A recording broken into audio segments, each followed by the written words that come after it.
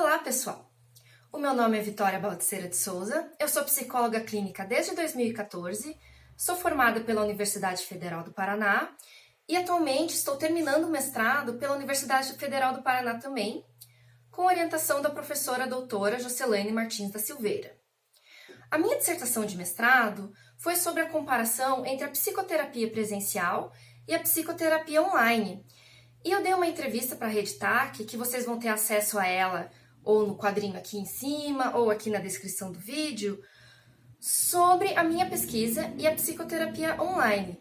No vídeo de hoje, em parceria com a Rede TAC, eu vou dar algumas dicas para vocês de como atender online de maneira ética e técnica. Vamos lá?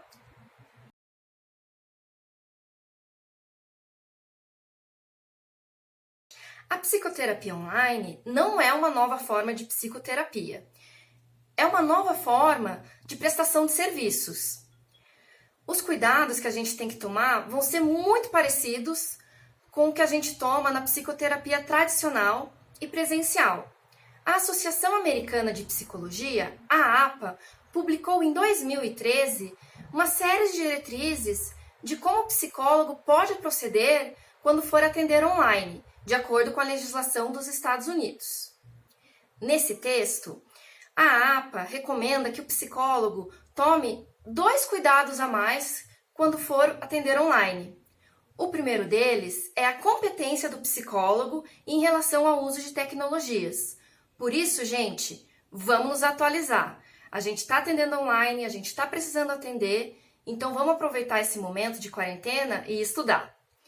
O segundo cuidado é assegurar ao cliente que está sendo atendido online o quanto que ele está ciente, ele precisa estar ciente do risco de vazamento de dados, que esse risco é inerente a qualquer tipo de utilização de tecnologia, inclusive as tecnologias de comunicação.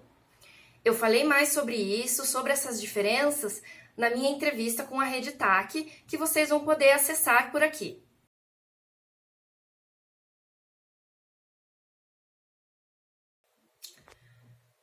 Então, a gente vai atender online. Por onde que a gente começa?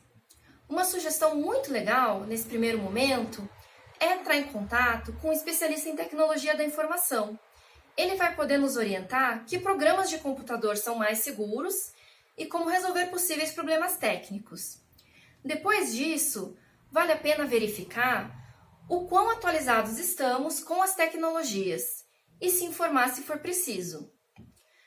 Quando for atender online e escolher o programa de computador utilizado, é fundamental escolher um programa que tenha criptografia de ponta a ponta. O que isso quer dizer?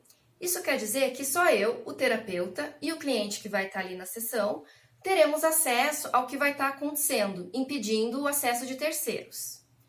Além desse programa, é muito interessante ter um programa instalado no computador que proteja os seus dados. E não basta ser antivírus.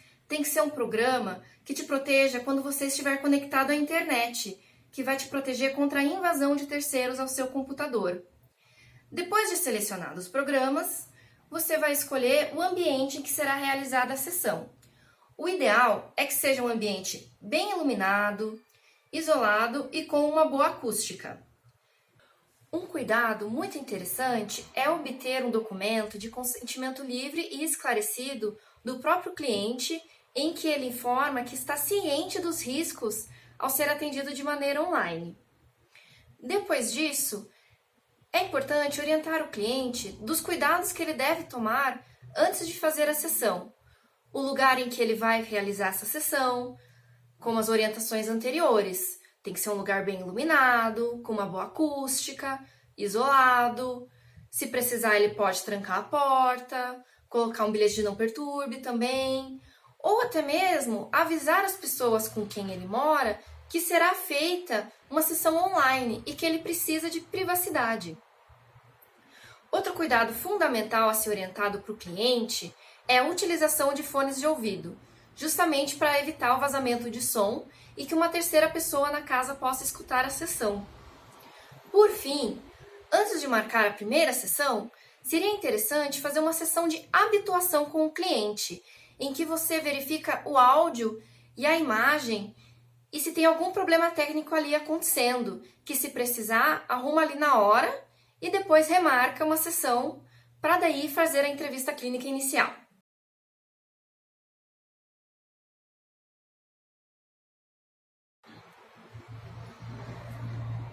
Ao atender online, alguns cuidados precisam ser tomados antes de marcar a sessão com o cliente. O primeiro deles é informar o cliente do possível risco de vazamento de dados, como foi falado anteriormente. Um segundo passo é verificar com o cliente quais que são os conhecimentos tecnológicos dele e que programas de computador que ele tem instalados.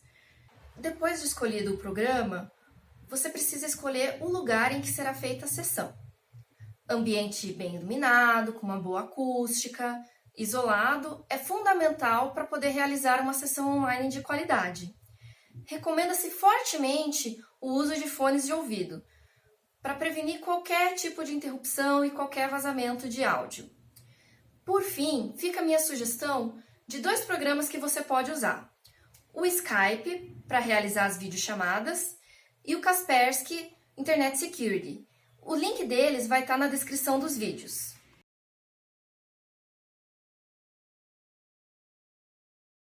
Ao ser marcada a primeira sessão online com o cliente, será realizada a entrevista clínica inicial.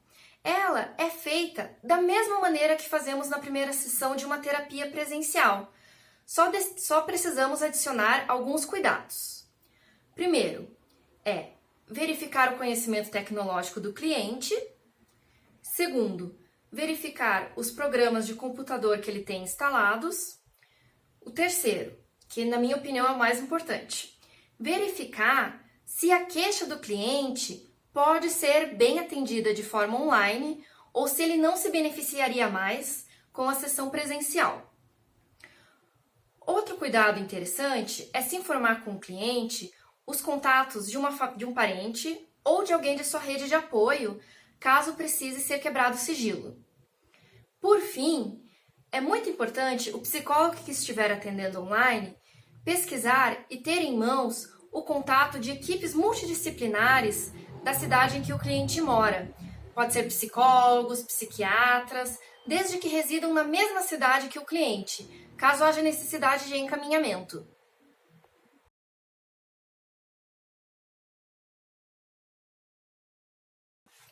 Ao atendermos online, os procedimentos são os mesmos da psicoterapia presencial. Horário, valores, atraso, reposição, pagamento, é tudo igual. A gente só vai ter que adicionar alguns cuidadinhos aí.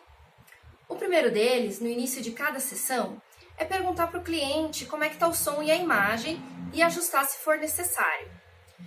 O segundo deles, que muita gente me pergunta, é para onde que eu devo olhar. Olho para a webcam, olho para o cliente, fico olhando para a minha imagem. Não tem uma regra, gente. Vocês podem olhar aonde vocês se sentirem confortáveis. A única dica que eu dou é evitar ficar olhando pra gente quando fica ali no cantinho da tela, porque a gente pode acabar ficando mais sob controle da nossa aparência ou do nosso desempenho do que da sessão em si, né? Outro critério importante é estabelecer quando que a sessão deve ser interrompida. Vai ser quando tiver que desligar e ligar 3 vezes? Ou se não tiver áudio? Enfim, você vai estabelecer um critério se precisar suspender essa sessão e daí remarcar com o cliente, valendo os mesmos combinados que aconteceriam numa sessão presencial. Se acontecer do cliente chorar, não se desespere. Acontece, é normal. Imagine como que você acolheria esse cliente numa presencial sem tocá-lo. A gente escuta, a gente fala a gente acolhe, você pode tomar esse cuidado. E a última dica, que é a dica de ouro. Quando estiver atendendo online, que tal você fingir que está atendendo presencial na sua sala? Pensa assim, como que eu reagiria se eu estivesse no meu consultório? O que eu perguntaria agora para o meu cliente estando no meu consultório? É uma brincadeira, mas que funciona muito bem. Vamos tentar?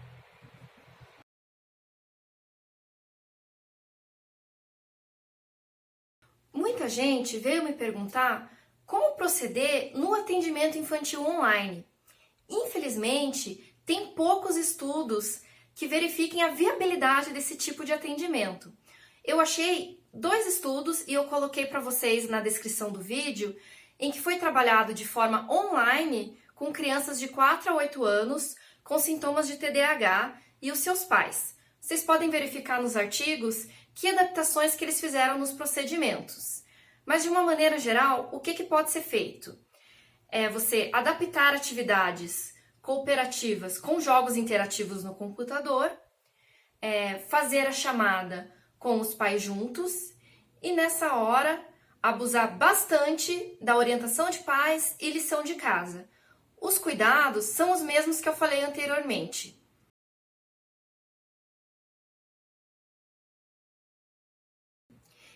Infelizmente, não há estudos que abordem todos os tipos de psicoterapia online. Por exemplo, eu não encontrei estudos que avaliassem a eficácia da psicoterapia de casal. No entanto, há estudos que indicam que a psicoterapia de grupo online funciona. Pode ser por videochamada ou em fóruns da internet.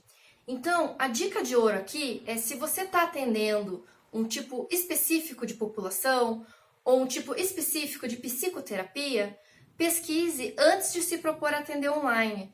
Verifique que pesquisas que existem que falam sobre a viabilidade, que falam sobre os procedimentos e procurem em periódicos sérios. Sempre se informem antes de se propor qualquer tipo novo de atendimento online, tá bom? Então, gente, esse foi o vídeo. Foram 8 dicas de como atender online e eu espero que ele seja muito útil para vocês, principalmente nesse período que estamos passando.